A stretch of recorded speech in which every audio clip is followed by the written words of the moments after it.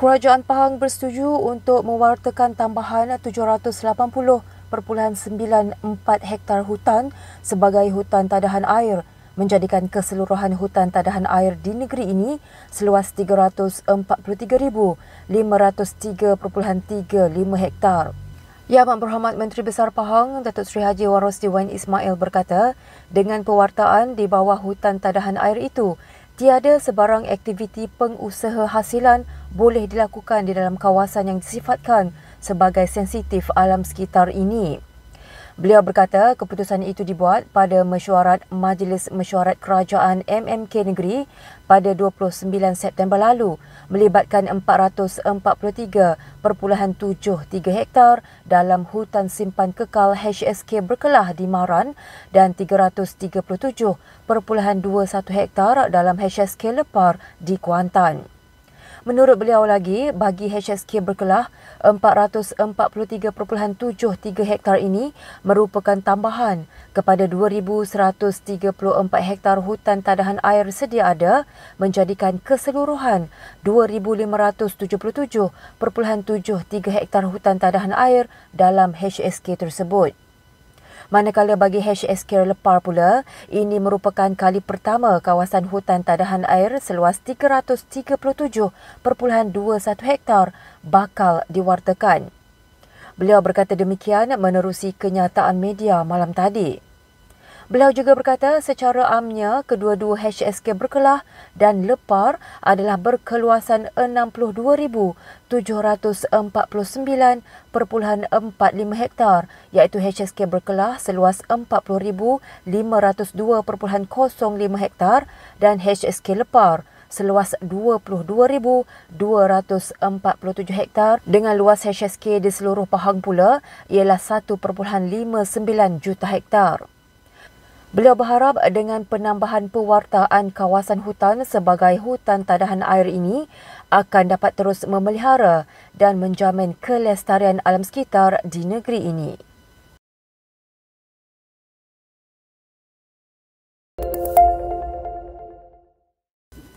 Pahang melalui TGA Solutions Sdn Bhd TGAS menandatangani memorandum persefahaman MOU bersama Abu Dhabi AD Ports Group bagi membangunkan kawasan perindustrian gas, minyak dan maritim di kawasan perindustrian Tanjung Agas KPTA. TGAS menandatangani perjanjian persefahaman bersama Abu Dhabi Ports Group yang berpengkalan di Abu Dhabi UAE untuk meneroka peluang pembangunan sebuah kawasan perindustrian gas, minyak dan maritim di kawasan perindustrian Tanjung Agas KPTA yang dianggarkan seluas 4,225 ekar. Perjanjian ini disaksikan oleh Yang Amat Mulia Tengku Muda Tengku Abdul Rahman Al-Haj Ibni Almarhum Sultan Haji Ahmad Shah Al-Musta'in Billah, Yang Amat Berhormat Menteri Besar Pahang Datuk Seri Haji Warosdi Wan Ismail, Yang Berhormat Setiausaha Kerajaan Pahang Datuk Seri Dr. Salhuddin Ishak dan Ketua Pegawai Eksekutif PKNP Encik Muhammad Faizal Jaafar. AD Ports Group akan bertanggungjawab kepada pelabur, penyewa dan pengendali selain menyelaraskan usaha di antara pihak pelabuhan dan kerajaan negeri bagi menguruskan kawasan seluas lebih 1,709 hektar. Perjanjian ini juga akan memfokuskan kepada penyelidikan pasaran, proses teknikal dan operasi serta kajian keuangan dan komersial selain mengkaji kemungkinan meneroka dan merealisasikan potensi penuh kawasan berkenaan.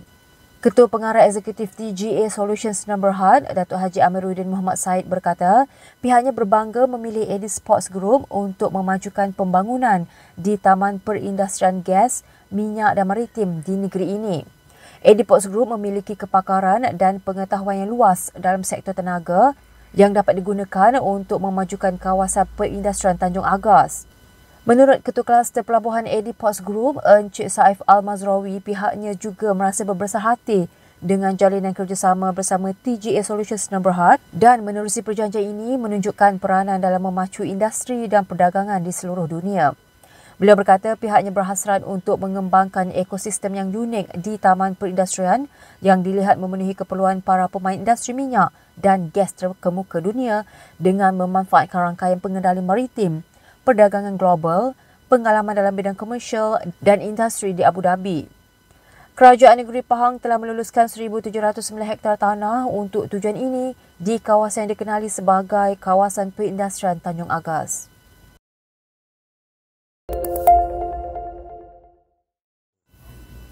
Dua pesakit kronik di kawasan Dewan Negeri Padang Tengku menerima bantuan cek sumbangan dan barangan keperluan asas daripada Kerajaan Pahang.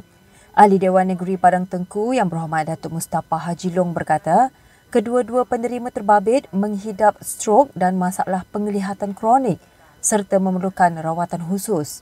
Justru beliau berkesempatan memanjangkan sumbangan daripada Yang Berhormat Menteri Besar Pahang Datuk Seri Haji Waros Dewan Ismail kepada Encik Saadrani 83 tahun dari kampung Balik Gua yang menghadapi masalah penglihatan. Manakala seorang lagi penerima Encik Isengah dari kampung Tanjung Jambu yang menghidap penyakit strok. Beliau berkata demikian dalam satu hantaran di laman Facebook rasmi miliknya. Hadir sama ialah pengerusi JKKK Kampung Balik Gua, Tuan Haji Muhammad Isa Maknor dan Ketua UMNO Cawangan Kampung Gua, Puan Zara Samad dan beberapa anggota Jalinan Rakyat Pusat Daerah Mengundi PDM Kampung Gua.